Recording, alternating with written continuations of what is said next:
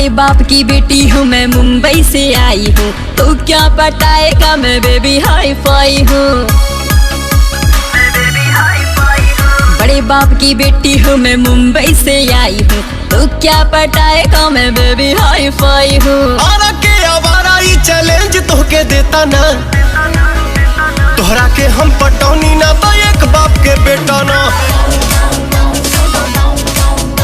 तोहरा के हम पटौनी ना तो एक बाप के बेटा ना।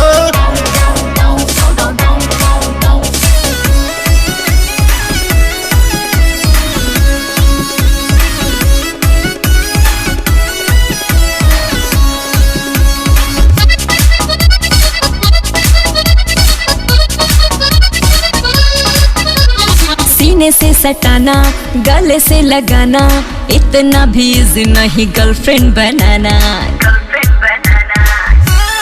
जब से चढ़ल बा जवानिया हठात बाड़ू हो, अब फिकर लेके तू कटीला आगरात बाड़ू हो।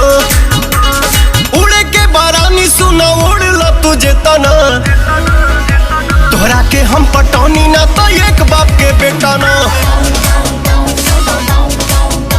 तोहरा के हम पटौनी ना तो एक बाप के बेटा ना।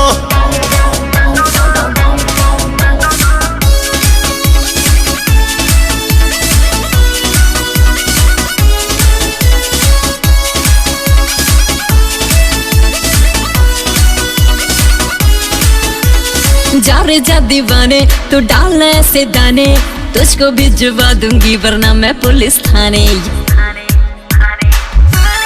एक बेर डेट दे के देखो रानी, सेट हो जाइबू, हाली ले ला तू डिसीजन ना तो लेट हो जाइबू। लड़की हो लड़की रहा भौंका जानिए तना, तोहरा के हम पटौनी ना तो एक बाप के बेटा ना, तोहरा के हम पटौनी ना तो एक बाप के बेटा।